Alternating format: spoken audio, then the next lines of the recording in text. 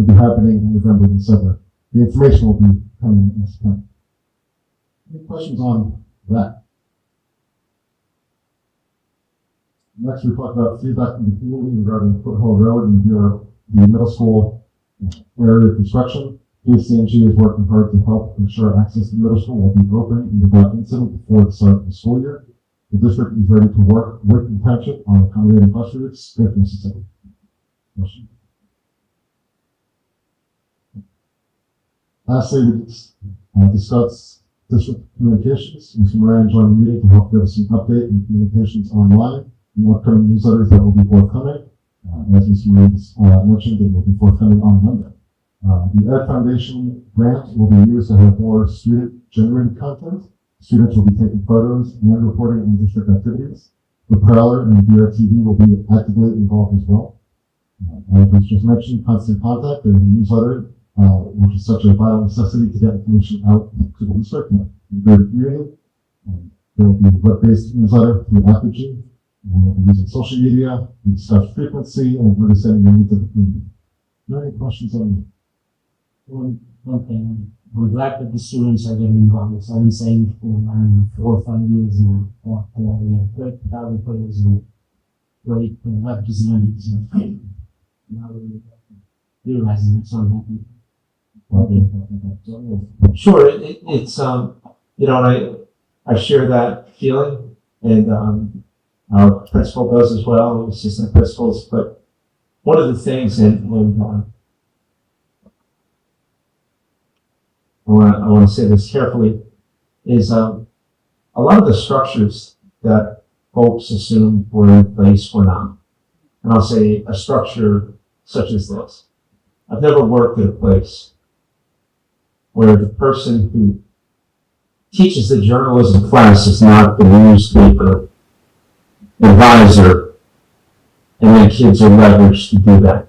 There just was a disconnect. It's not about the teacher or anything. It's just there were no clear guidelines for all. So we're working towards that. We're working to leverage BRTV. You don't have to get news as well. So. Yeah, I just noticed that when we had the dogs walking, there was a student in the corner, and he actually goes and gets sport notes and sport events. He's very good at it. So I hope we are. No, because one of the things that you mentioned, and I know from living with teenagers, is that if we give a young person a camera and say, look, go to the band concert, record some things, and look, can you put together a little 1-minute segment for us that we can post onto the website? It would take me hours to do this, where I think a lot of our kids can do it instantaneously, and it would look 100 times better. So you're right. We're looking to leverage that. We're actually going to post positions as well once school starts for student photographers / videographers, so they can go to these events, right? Whether it's an orchestra concert, a band concert, a sporting event, and we can cover more activities and then upload that content to our website. And I think it would be great for the kids, both who get the accolades, and it's great for the kids who may be looking for a career in journalism or broadcasting or something like that, but it can really start to build a portfolio for it. That's the goal. Our next meeting will take place on September 15th at 8:45 in the meeting adjourned. I'll have to come back to the forum that day. Up next is Finance, Facilities, and Transportation with Mr. Walton. Thank you, Mr. Chairman. The Finance, Facilities, and Transportation August 14th at 5:15 p.m. in Borrego. In attendance with Mr. Singer, myself, Mr. Starr, Mr. Beers, and we've had Bob Lester, who is the director on project manager. Mr. Starr here is a project update. We reviewed all large projects very similar to this evening. We have 3 change orders for the clearing area. The playground border, basketball pole, which some of it's going to be done by the PTO. Important lighting. If you go past spring, the awning has been removed. It actually looks like a new building. It's kind of refreshing, and there's some good architecture there, so it's kind of nice. I drove by today. It's quite sounding what they've done, and it's what's coming non-marathon work, more to come with other information. So just to add to that, what you don't see on tonight's agenda, which will be, hopefully, will be on the next agenda and will be a retroactive approval, is the completion of the Crim parking lot. So the project itself was originally designed just to handle the playground and the drainage issues that we have. But the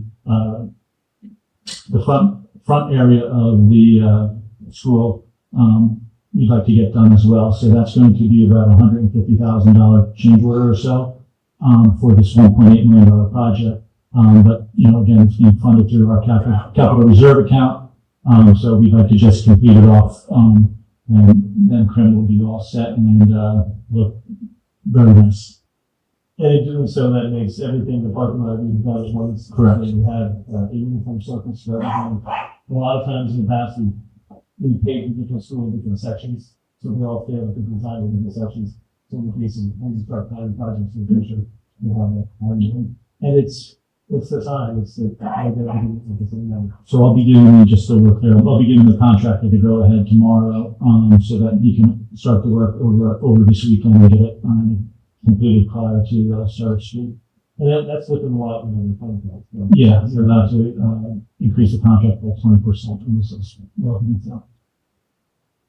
And then part of the project was supposed to be last year with drainage because the whole first floor was flooding. So we could not get the materials in the time, so it got pushed up this year. And in doing so, we had a complete renovation of the outside. So it's kind of that's kind of one. Any questions? The next thing that we had a project update again. We met Bob Leska, who is the referent project manager who came in. He's having a team and have one of our employees in his house. He's getting his feet wet in different areas of different places working on athletic projects, seeing that and other projects throughout the district. So he's getting a feel for the people, the staff. He comes on the talented workforce that we have in our maintenance and grounds. Any questions? Third item agenda, we reviewed the business agenda. We discussed the draft. You'll see the draft business agenda this evening. We'll see that from meeting. We paid just attention to the purchases, the RFP for the website and the transparency resolution. The transparency resolution came up with some looking at some changes to the high school for the busing. It asked for a lot earlier for a safety issue, so the back needs to be appropriately set up for safety and pick up and drop off. Or just negotiate something with contact. Any questions? The committee consented to approve the motion when we continue. Any questions? We had a couple discussions on that. We talked about the following: the SRO agreement, which the administration is moving forward. The Bassett Field area, which is the architect is working on design. There was a conversation about the life and cell phone tower that came up in township meeting that we got the information on the district campaign about moving forward, and the photo road construction, which the time frame for that, Mr. Self, We were actually invited to a meeting on this coming Thursday to get more details of how that's progressing. and there are no locations in time. Any questions? Our next meeting dates are September 5th at 5:30 at the Lake Building, October 16th at 5:30 at the Lake Building, November 6th, 5:30 at the Lake Building, and December 4th, 5:30 at the Lake Building. When we joined at 6:05. Thank you, Mr. Walker. Ms. Lockman is not here, but the next public meeting will take place on September 8th. Ms. Levitt, is there a good for motion? No, to be adjourned. And we're up to personnel with Mr. Joshi. Yes, so the committee met on August 15th at 5:30 in attendance, myself, Mrs. Ockley, Mrs. Friedlander, Mr. Singer, Dr. Ponder, and Mr. Gibbs. The first item on the agenda was the personnel agenda. The committee discussed the personnel items, and we supported the action items, and I think there was a revised version on the 14th. The second item was the update on recruitment and hiring.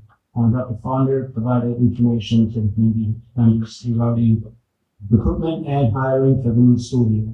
While there are some positions that are yet not filled, the district is, however, in a good position to begin the school year. No action is taken. Item number 3 was the new sick leave policy and regulation 1642.01. Dr. Fonder and Mr. Beer shared information related to the new New Jersey sick leave law and the policy and regulations developed by Strauss Esme. The committee discussed the options presented in the regulation and agreed which language was best. The committee also agreed that since this policy and regulation should be adopted after the first reading because the law is currently in effect, just like what we discussed before. The committee supported the action item, and I think it's something that's in the for first reading. Item 4, person final. Number 4 was notice requirement for certified staff on resignation. Dr. Fonder reviewed the requirement that certified staff members provide 60 days notice when separating from the school district. This requirement is a state regulation, and in addition to being a contractual obligation as well. Although it is often requested, existing Bridgewater Urban staff members generally are held to this notice requirement unless there is a solution that allows appropriate coverage for their assignment. The committee supported the action item. Number 5 was affirmative action.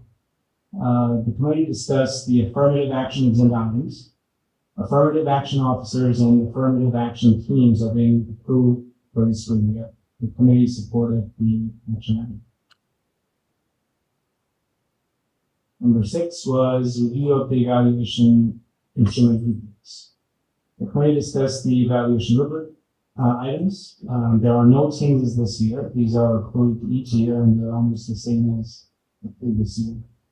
The committee supported the action items and we adjourned on 6:30 and our next meeting is September 18th. Thank you, Mr. Joshi. With regard to the rubrics, again, make sure I understand, the state has a certain number of approved rubrics and each week from that, state approved rubrics. Correct. When the state put in the Achieve New Jersey law, which was around 2010, you had to have a state-approved rubric, and so the Department of Ed didn't dictate which one all of the districts use, because New Jersey is a local rule, home rule state, but they did approve a number of them that they said you can choose from these, and if you wanted to have something other than this, then you had to go through a special approval process. The majority of districts in the state use the one that we use for teachers and other certified staff, which is the Charlotte Danielson framework. And so that's the one we use for teachers. And then the state subsequent to that developed one for school leaders. And that's the one that we use for school leaders. Thank you, Mr. Clark. Liaison of delegate reports. The MJSBA Delegate Assembly, the second one of the year, is on December the 2nd. So any resolutions that Mr. or any board would like to submit would need to be in by Thursday, September 28th. I think it's 2 meetings from now. So I know we had, let's say, maybe talked about 1 or 2 ideas. So if anyone had an idea, pass that along and we can discuss it and try to put something together. Thank you, Mr. Parker. Any other liaison of delegate reports? Seeing none, we're up to item number 9, our first public comment section on action items only. Individuals and groups are invited to present their concerns, comments, and requests regarding the following action items to the Board of Education at this time. In accordance with board policy, members of the public are allotted 1 opportunity to address the board for a maximum of 5 minutes during this period of the meeting. Please be advised that a video recording of this meeting will be posted on the district website, and we ask that you state your name and address for the record as well. Again, these are only on the action items which are under section number 11.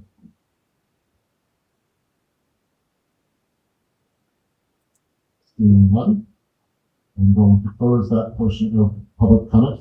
We're up to item number 10, the approval of minutes. So, are there any changes to the minutes?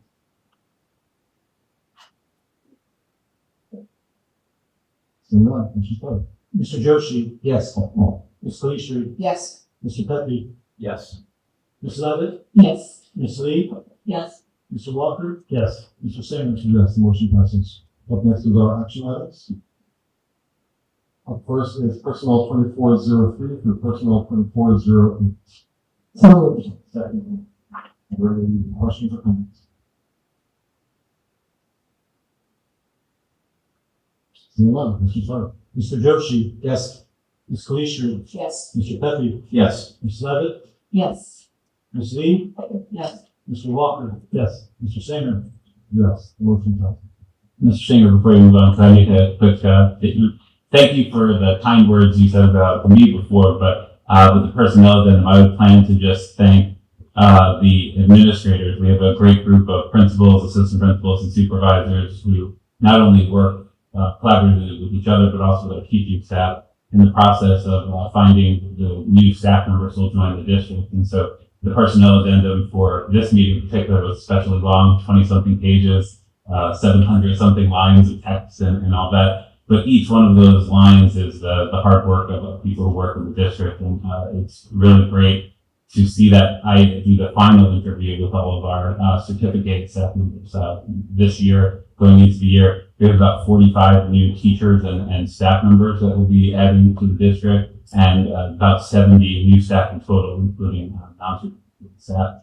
I'm really excited for the students of the district. We have great people who are returning from last year, and we have some really excellent new teachers coming from all different places that are joining the district, all different levels of experience, but all with a great knowledge, energy, and an ability to affect students' lives in a positive way. Well said as well. We are now up to curriculum 2402 through curriculum 2409. So moved. Second. Questions or comments? I have some questions. For 2403, there's the, can you elaborate on the scope, your responsibilities? So the school improvement panels, they're called SKIP committees, and they actually, I think they were first instituted maybe in 2014, around there. And it's actually for teacher evaluation. So it came in with legislation, which was Achieve New Jersey and Teach New Jersey. And part of it is that we're required to have a committee at each building, and they kind of prescribe what the membership has to be. And what they do really is they look at feedback based on kind of the teacher observations in that school for the year, and then they make plans going forward for what kind of professional development that you need. So that's it. It sounds odd because we say school improvement panel. I think everybody thinks it's this more comprehensive thing, but it's very targeted to the teacher observation evaluation system. You're welcome. Any other questions or comments? I have another question that will be less. 2406. So that's a list of courses that I think that's a subset of our total district's courses. Are these, if I understand it right, are these the courses that have changes or new addition to them? Did I understand that right? Yes, they're the only ones. So some of them are revisions and some of them are new courses. Okay. So I think that's it reflects a lot of work that's been done over the summer, on the 10th for doing that. And I think it's important that we keep updating our teaching curriculum and make sure that it's up to date. I do have a question. I think it's being part of your presentation earlier, but in that sex-ed curriculum, you mentioned the book about Great Body Shop. The conflicts that goes home, does that go before the material is introduced in classroom or after or at the same time? What's the timing of that? I don't know what timing of that yet. That's an excellent question. So I would think it goes after because I think that students actually use it. But keep in mind, the whole thing is health. It's not specific to one standard in health. So you kind of just said the one thing, the family life kind of standard. So at the beginning of the school year, what will happen is, the letters will still go out to parents and they'll still be able to opt out and, but this, and the actual resource that goes home is not a resource just created for New Jersey. So it's not going to talk specific to some of those standards. It'll be more general than that, actually.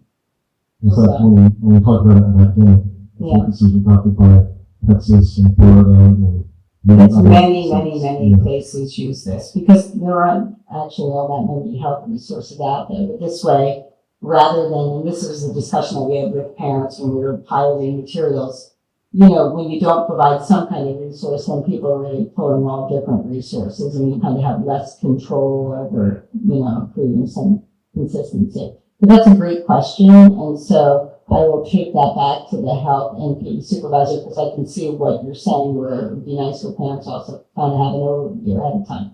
But you can still get the overview in the curriculum that after tonight will be posted back on the website. Okay? The great project, that's a digital content. That's not It is. Well, it's a digital content, but they're also going to have something that actually physically goes. Yes. So in this case, for effectiveness of communication, it sounds like we should tell parents that if they want to know what's going to be taught, they should still contact the teachers so that they know. A letter will go out just like it did last year. And it will explain exactly how to do that. But you should reach out parents. It'll be a link to the actual website where we have the curriculum. They'll be able to look at the pacing. And, you know, so that'll be the first thing. Yes, you go to the teacher. If you want an opt-out, that actually goes directly to the principal. And then we'll post it on the website as well. So yes, all that information will be sent out in the beginning of the year. Right. And then that content that will go home is not going to serve as a purpose for parents to look ahead of time. But so if parents do want to know ahead of time, the best place to look is still look online, right, at the curriculum and then reach out to the teacher. Yes. You're welcome. See the Raritan, and you may have another particulars for the trip. I see the Raritan train station listed on the destination of field trips. And you know offhand if that involves any train travels because there's not much building. It's not really a building itself. I'm just wondering if that involves any travel or train ride or. I understand. I have Basildon Parade drop off here. So that's on, I think that's September 24th, right? Yes, that's correct. So that might be the staging routes for that. Right. Thanks. Well, I just have a quick question on the, for clarification, the virtual and remote instruction panel for the school year. That is only in the mandated shutdown. yes, we hope to never use it again. And I also want to reiterate what Mr. Deere said and thank the township and Chief Mitzak for involving our campus monitors in the active shooter training. I'm also thrilled to see Camp Crime all being used. So I want to thank the township and anyone involved in that. So that's all. Anyone else? None, Mr. Sharp. Yes. Ms. Kalister, Yes. Mr. Pepe, Yes. Ms. Levitt, Yes. Ms. Lee, Yeah. Mr. Walker, Yes. Mr. Singer. Well, abstaining on 13-2409, let's say anything else. Any motion passed. Up next is business 24-15 through business 24-24. Second. Questions or comments?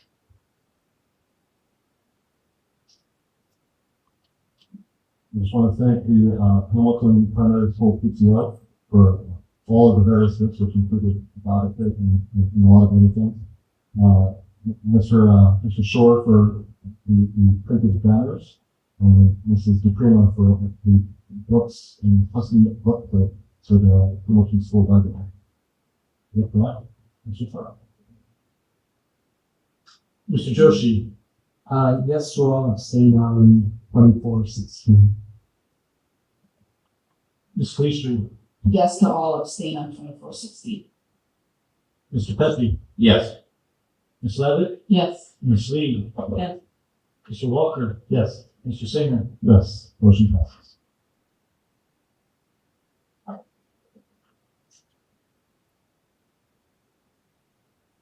We're up to Special Services 2404 through Special Services 2407. So moved. Any questions or comments?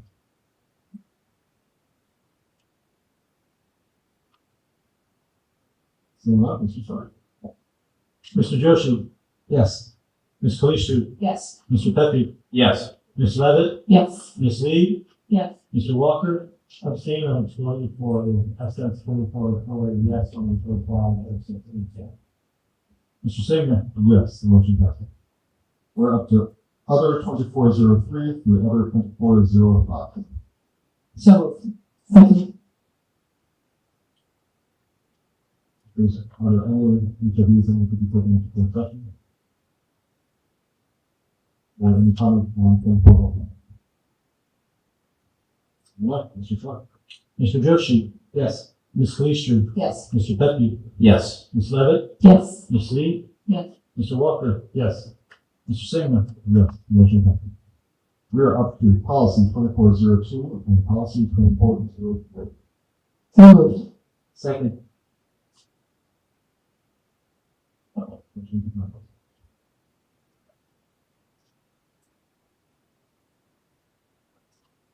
So now, Mr. Stark. Mr. Joshi? Yes.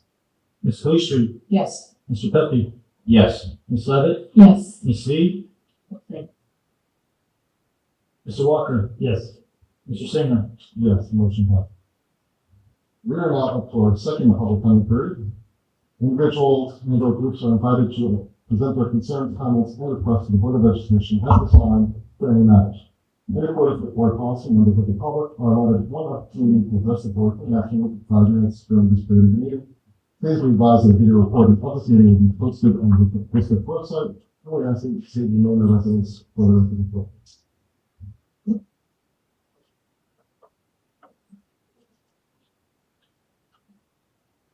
And board members, we're just gonna advise you that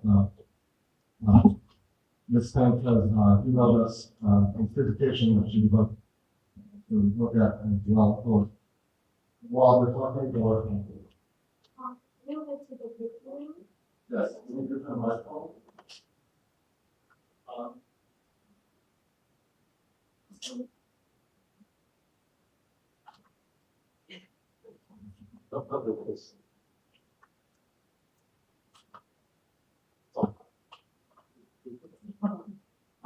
So it might be in your spam booking station if it's not in your immediate email. Yeah, mine was just one. And being passed around right now is flyers and a pamphlet that we made regarding our cause. So if everyone has the presentation up on their screens, we're going to begin our presentation. So our presentation is about sleep deprivation and drowsy breath. So, how many hours of sleep do you get every night? According to the Center for Disease Control and Prevention, about 1 in 3 adults in the United States reported getting not enough sleep or rest every day. This is about 33% of adults in the United States. Now consider that according to a poll ran by the National Sleep Foundation, 87% of teens get less than the recommended amount of sleep each night. I have a slide that shows a couple of figures. This is pretty alarming, which is why we conducted a survey in our school, in the high school, asking people about their sleeping habits. More than half reported going to bed after 12 a.m. and waking up before 6 a.m., resulting in about 4 to 5 hours of sleep. As students' attention levels have now decreased, being sleep deprived can have a negative impact on their everyday activities, especially driving. As new, inexperienced teen drivers, being sleep deprived and being on the road is now putting ourselves and others on the road in danger of a fatal accident. Which is why our prioritized teen sleep brings light to an important issue crucial for the safety of our community. So the 3 goals of our initiative go through 2 different phases. First is creating awareness, secondly, providing resources, and making tangible changes. For our 3-phase initiative, we hope to be able to garner attention towards this cause and eventually drive change. The first phase, as I mentioned before, was creating awareness. The key of our cause, firstly, is to bring self-awareness, and we want people to recognize that this is a big issue in our community. As Vivica and I are both rising singers and we'll be on the road soon, we would like to highlight that sleep deprivation is a real issue. We hear a lot about other forms of distracted driving, such as drinking and texting, but what else is a very important issue is deprivation amongst young drivers especially.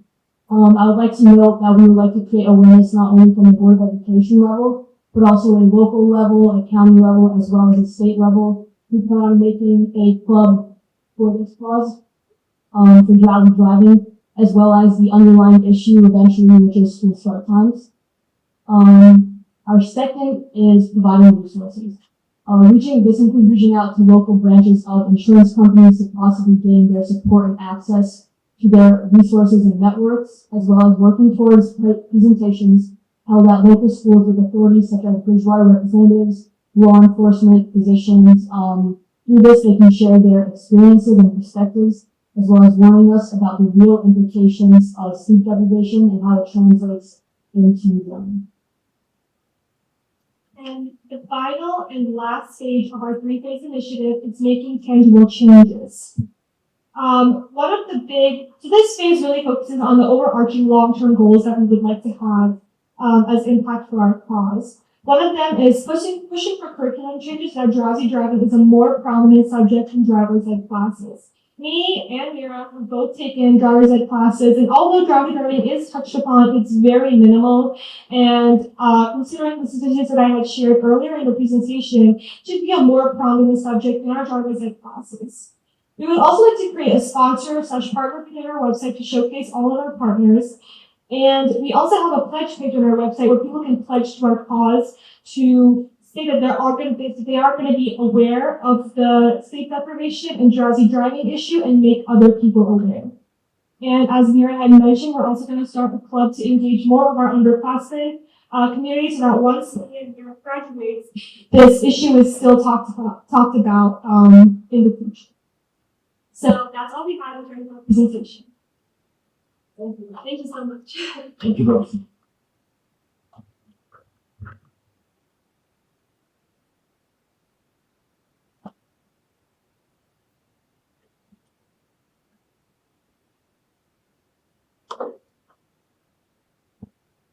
Hi, my name is Rebecca Newsom, 5579.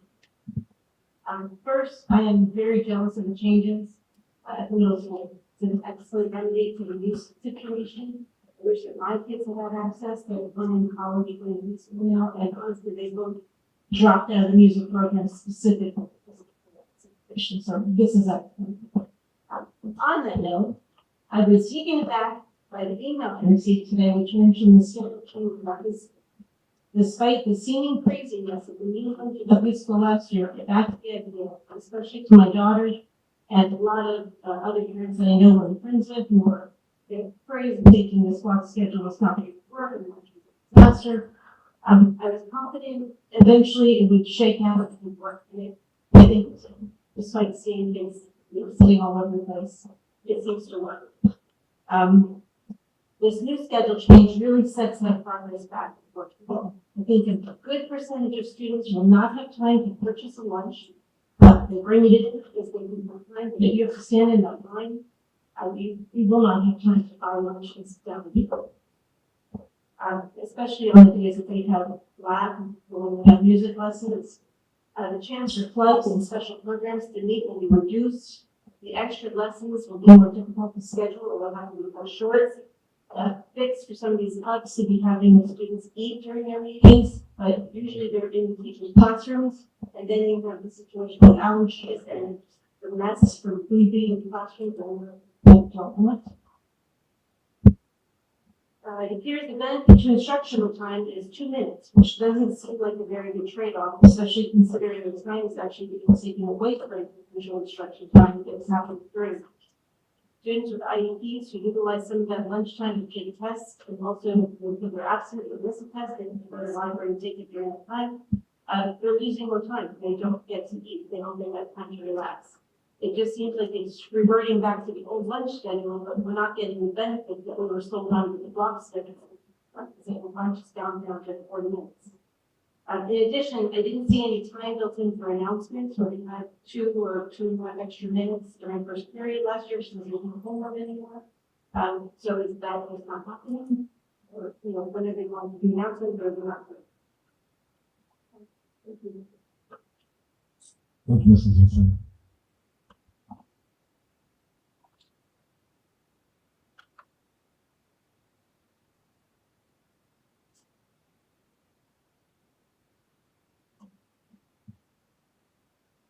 Good evening, student board members. I would like to introduce myself. My name is Iris Pan, and I'm a rising senior. I'm grateful to say that I've already gained the support of District Administrator Dr. Michael Godown, Mr. J.J. Caprietti, and the Assistant Superintendent, Dr. Diego Sylvia, and what I'm about to present. So I would like to present Brighter Dental, a dental initiative that I've been run here in our school district, and I'm speaking because I'm looking to gain your support on this initiative. I will continue working with the district administrators throughout the school year in order to fully develop programs. To begin, I initially brought the proposal for a dental initiative to Dr. Godown at the end of last school year. The motivations behind Brighter Dental began from my time shadowing at the Brantford Pediatric Dentistry, which is a local pediatric dentistry clinic. At the beginning, I expected only routine examinations and cleanings because I assumed that children would rarely experience dental problems. However, I was quickly shocked by the severity and the frequency of these dental problems, including multiple root canals and consecutive tooth extractions. In fact, dental disease is the most common yet preventable childhood health problem, and it is a silent epidemic that remains unaddressed within our community. So out of concern, I began researching the underlying causes behind dental disease among children. Through my research, I began to see the relevance of oral hygiene issues in our very diverse local community. I realized that families in Bridgewater Raritan do not place enough importance on their children's oral hygiene, and they do not understand how severe dental disease may become and how truly common it is. As I looked into sources from the U.S. Census Bureau and the New Jersey Department of Health, I came to understand our community's large immigrant population may also play a factor in this. Immigrant parents that come from different cultural and ethnic backgrounds may not be educated on the value of oral hygiene, and so this may risk their children's dental care being neglected and not prioritized. So the purpose of Brighter Dental is to raise awareness for and prioritize oral hygiene among families in our community by educating both children and their parents. By raising awareness on the importance of dental hygiene, we can prevent dental problems before they even occur. I brought my concerns to Dr. O'Connor and Dr. Debbie, the head dentists at the Brantford Pediatric Dentistry. With their support and agreement, I proposed to bring them to our elementary schools within our school district. They would present important oral hygiene habits and distribute oral hygiene supplies. Additionally, it's very important for this initiative to focus on home care. That is ingraining these healthy oral habits in students' everyday routines. And so the dentist will carry out activities that would involve the students' parents in order to reinforce these habits at home. So far, that has been my plan of action for the Brighter Dental. And I'm looking forward to furthering my work on this project with administrators as the school year unfolds. But allow me to extend my thoughts. The purpose of this initiative does not solely touch on raising awareness, but it also focuses on accessibility for dental care. In Bridgewater Raritan, dental disease disproportionately affects the low-income and socially disadvantaged families within our community, and accessibility to affordable care is a major barrier that they face. Through Brighter Dental, I've also turned to addressing the accessibility of dental care. Firstly, I have been in communication with the Kinder Smile Foundation, a local nonprofit organization within our state. The organization partners with school districts to provide children free and comprehensive dental care, including cleanings and examinations, all done in a school setting, such as our elementary schools. A partnership between our school district and the Kinder Smile Foundation could serve as a way to provide dental care to underserved children within our community. Additionally, the foundation also provides resources to parents so that children can further have dental care.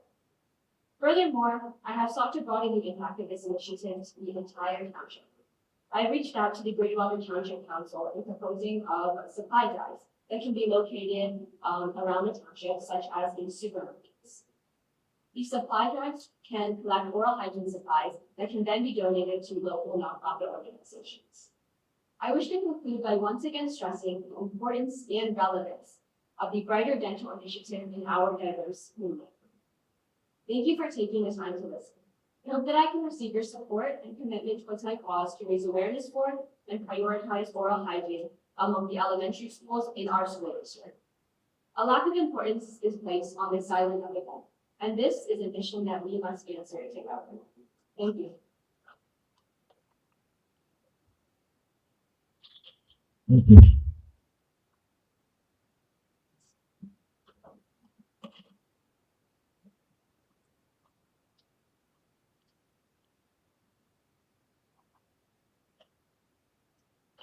Hi, everybody. Everybody is having a great summer. I just want to reference, my name is Laura, and I'm the president of the Bridgewater Valley Education Association. I just want to preface what I'm about to say. That just listening tonight, lots of great stuff is happening in this district. So what I want to talk about is retention for people, units in here, people that work in the district. And so I don't mean to come across as, it might sound a little more of a Debbie Downer than actually what's been, talked about tonight. But I'm going to start this conversation. I'm going to continue it throughout the year or throughout the next couple of months at least at the board meetings, right? So, because I would be remiss as the president if I didn't bring up staffing. And I know Dan just mentioned it, like we have enough people this year. However, I find that I'm going to talk about teachers and nurses at the next meeting, but right now what I'd like to really address is the struggle to find candidates for non-certificated staffing. And what I mean by that is in this particular case, I'm talking about special ed teaching assistants, I'm talking about lunch aides, and I'm talking about bus drivers, right? And so I want to say, like, historically speaking, maybe the last 12 to 15 years. So what I wanted to put out there is that I'm not mentioning, I'm not saying anything about the current superintendent, the current assistant superintendents, or the current iteration of this board.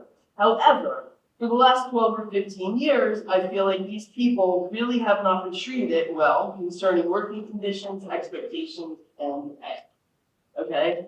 I mean, you had 4 TAs resign tonight. I think you hired 5, but you're starting the year down 4 or 5. If my numbers are right tonight. I checked it out. I could be off by 1 or 2 either way.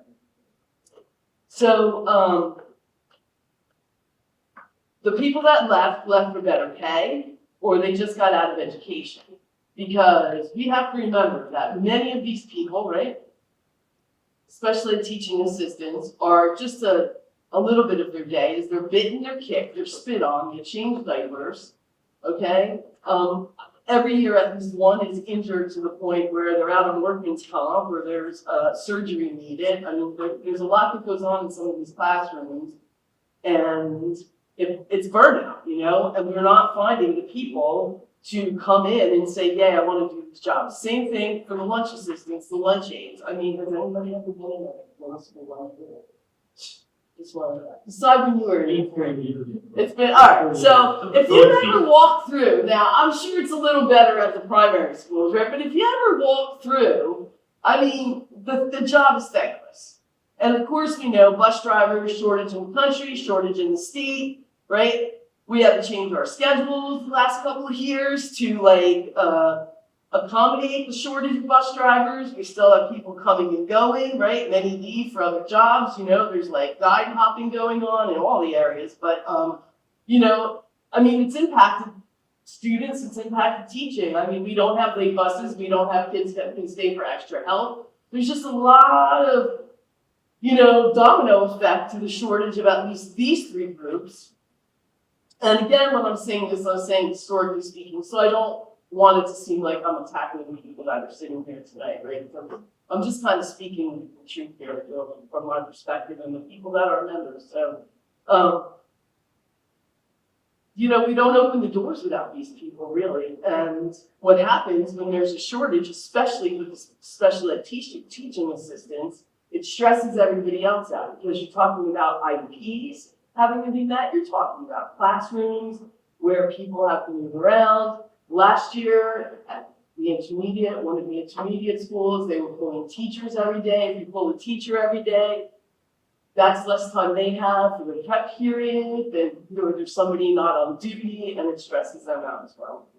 So My intention for starting this conversation is really just to like kind of urge the board and this administration to sort of start thinking about what are we going to do as far as staff retention goes. Right now tonight, I'm talking about the non-certificated staff, but there are issues, even though we've hired people between the certificated staff and the nurses. Hey, I mean, you know, I'll bring this stuff up at a later date. I just plan on talking a little bit at a time, giving you some examples of what sort of happens in the buildings and how it affects everybody, students and staff that are there, right? Because if we don't have retention, we're not gonna have continuity. Without continuity, children, you know, they suffer, the staff becomes more stressed out, and there's plenty of jobs in plenty of places to go to right now. So I feel like retention is the key to our success over the next year or so. Thanks for listening to me. Enjoy the last few minutes of summer. Nothing stress. Listen to your, I think that we can close this portion of our time. I just want to thank everyone for their comments, especially, I really enjoyed seeing, the students come and present so well, and really reflect well on our district and give us all something, to think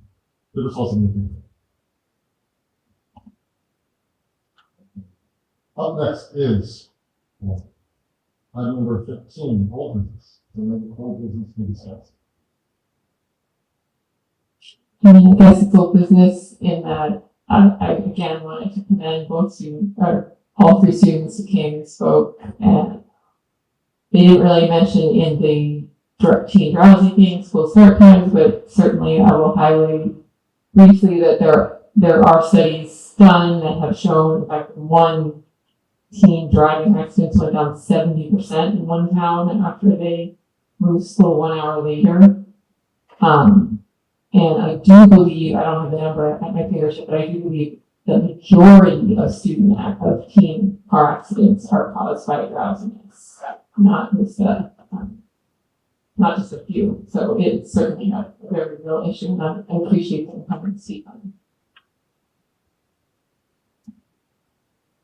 it. I appreciate them also. One other area we're not listening right now is, this is bigger than Bridgewater and failing Somerset County when it's moving to New Jersey. So legislatively, we might want to reach out to the elected officials beside the commissioners, as well as the family and the representatives, because those who make their decisions finally on. So when school time, school start time, we would have busing all the same time, but having financial issues.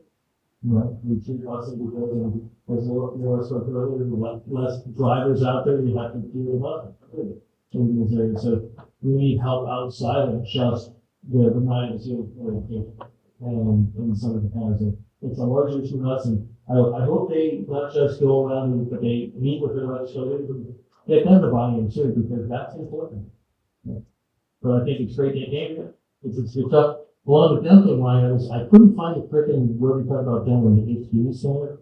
So I don't want to ask you that. I didn't even, because I knew you guys were judged this summer. You were going crazy. And that came in and improved the comments down. But I suspect we have a curriculum part of that we need to still. Yeah.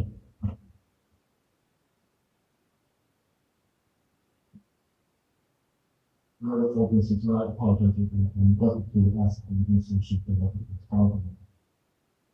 Yeah. So I had an old business. Okay, so now we move on to the fourth one, very new business. I'd like to bring up the topic of meeting locations. I think it's a great spot up here, but I was looking back over the kind of history of the board as far back as I could go, and traditionally the board would hold at least one meeting a year at different schools with some regularity, but particularly in the borough of Raritan. There usually would be at least one meeting at John F. Kennedy School.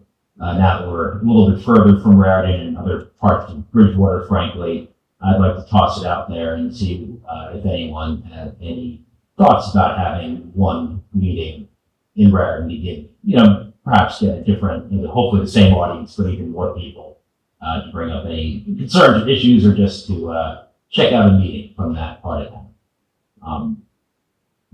If anyone had any thoughts or feedback on that, I know in the past, I know there are other schools that might want to get involved with that, and this is a great spot.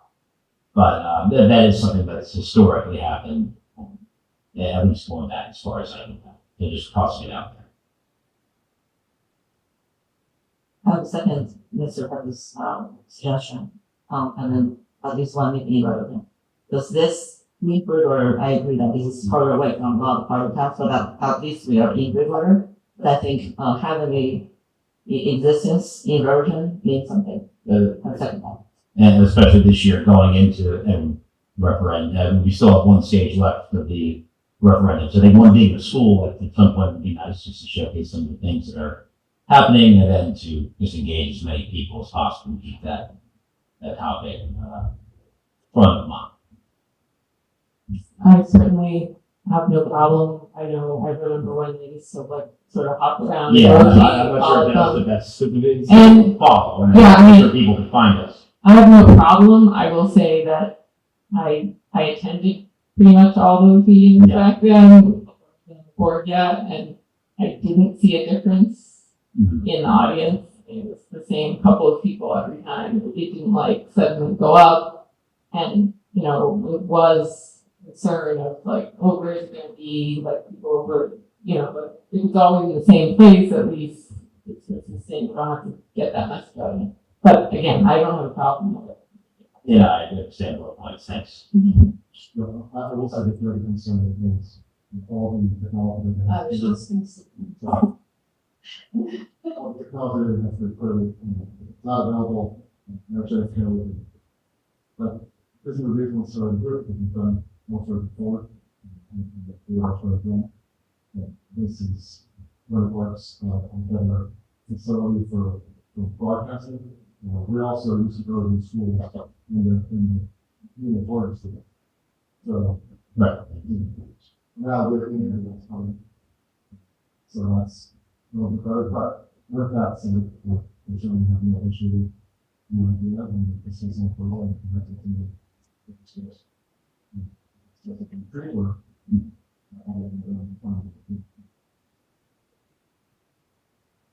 But if the board wants, we can be there. I just want to make sure it doesn't go into, or we feel that we have to go to every different school throughout the district to make it equitable for us. Again, we've got technology, and we check out any meeting they want. And this is the pessimist in me, I don't think they're coming anyway. That's it. Come on. We get a few people. I think we'll get some cards here, quick check. People, passing up. I think the technology, It probably was. I think the live streaming, I mean, she was, everyone's just standing with the camera and like. That's true, and I appreciate the work that everyone's done to set this room up and to accommodate us over at the high school when we were there. Got it. But that, on the other hand, it does give people a chance to come out Yeah. and address us. Not that they can't come here. Right, But- I'm not gonna go on that, I will say that I noticed when one of our PTOs went to the last meeting, attendance, but, it's been pretty strong, right, we're involved. That's not bad, and, if the attendance overall has increased, our viewership increased. So, I don't know, again, if you're talking, I don't know if people open up, but.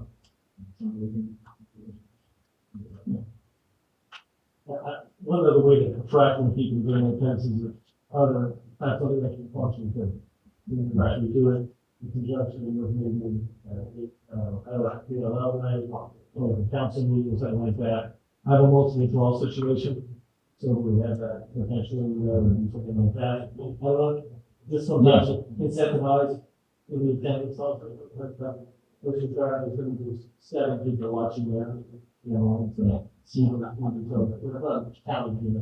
Well, other these like. So I don't think we should go there over the summer. And I think it's good, so bye. You are, But from what I've seen, usually once the school year begins, attendance and kind of attention kind of comes back a little bit. As I'm in favor of it. Yeah, like, we've got all the schools, we've gone there, and we have 18 multiple different areas. We don't have to go to every school, we've gone to high school, we don't have to get what we're doing. I'm flexible. More or less, like, all the different types of one. We got a few emails and we did hear from one public member today about the new schedule at the high school, which reduces lunch by 10 minutes but adds 2 minutes to each class. And I understand that this is an operational thing and need board approval or whatever to happen. But I'm curious about the reasoning for it because I agree with the member of the public that reducing lunch by 10 minutes really brings it back to the previous lunch we had and all these new beneficial things like extra help, makeup tests and counseling and clubs and the open lunch for seniors. Now they have to get back quicker. Like those are all reverted back to what they were before. And you're only adding 2 minutes class time. And I will say that my son experienced, I think maybe the teachers are still getting used to the block and he had quite a few classes where he would be able to start his homework during the end of class, which I don't have a problem with, but it doesn't seem like adding that on. I know 2 minutes is vital, so I'm curious what the reason was behind that. So if you know, or Yeah, just operationally, the thought was, now the old lunch went from 10:13 to 11:12. All right, that's counting the passing time, that's 59 minutes. You're correct, 10 minutes was taken off, it's 10:17 to 11:06. The feeling amongst administration was that the unit lunch was just a tad too long, where some of the disciplinary issues we had during that period happened in the final 10 minutes. Kids were already moving towards their next period class, et cetera. So the idea was to condense it just a little bit, and then we can always monitor and adjust as we go along. I'm going to vehemently disagree that it does away with extra help, counseling, clubs, all that stuff. That's just not based in fact. Is it an adjustment? Yes. Do people like change? No. But what we'll do is monitor, adjust as we go along. So this is how the plan is to start. But I think, again, when there's a change, we get all these things that, oh my God, all these things are going to change. I'm going to have to push back on that a little bit. And let's give it a shot, see how it works, and then I'll adjust accordingly. I'm sorry, I didn't mean to imply that all of the extra help went away or any of those services were no longer going to be offered.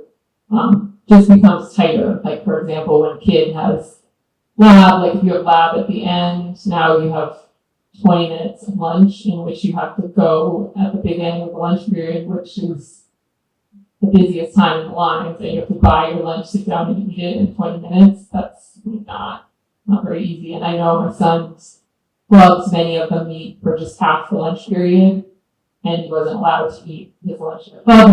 Maybe that could be a change. Maybe they could be allowed to eat during their club meetings so that it's not as rushed or whatever. It's a good point about discipline.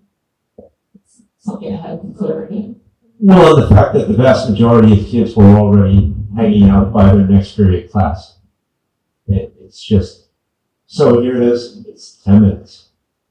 Or it's not a wholesale change of the whole program. It's 10 minutes. Let's take a look at how it goes. The administration there can monitor and adjust accordingly. They have a pretty good pulse on the situation. Yeah, the disciplinary thing, I agree with, it's just a lab, so it's a more exam. Because everyone labs maybe paid over sure. So, but also, it's all the exam.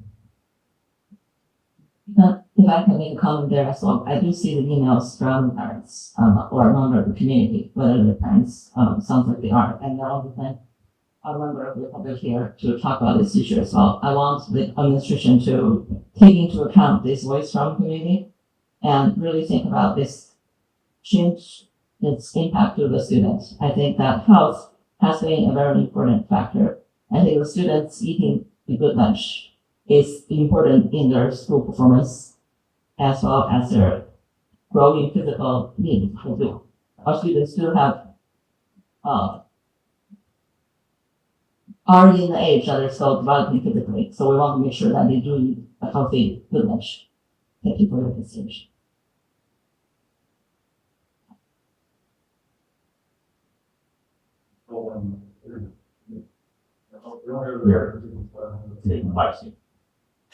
When I turn off, speak that in work. The only other new business I have is, we will be holding a retreat, for the board goals, and discussing district goals as well, on August 31st at 5:30 p.m. and it will be here.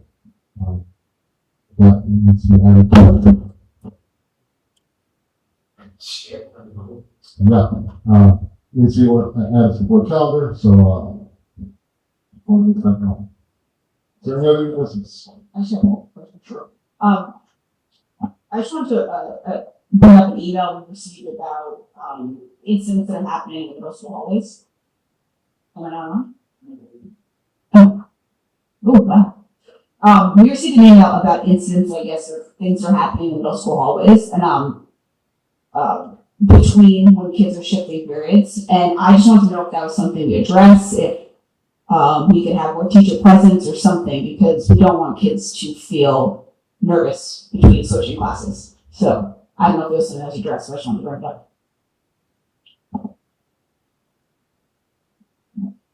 I'm not sure what email we're talking about.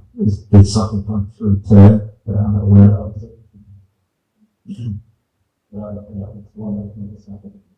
No, we can't, and I am going to say that on the whole, kids are not nervous about changing in the hallway, and I'd be more than happy to talk about this in closed session. On that note, we're up to a closed session. So whereas discussion by the board is required on matters that are acceptance to requirements of public body board and committees in public, and whereas topics for discussion are personnel, whereas it is expected that the details of the discussion is made public as soon as it is acted upon publicly, be it resolved that the board enters into closed session at this time. Second. All in favor? Aye. No opposed? The motion passes. We are in closed session and we will be returning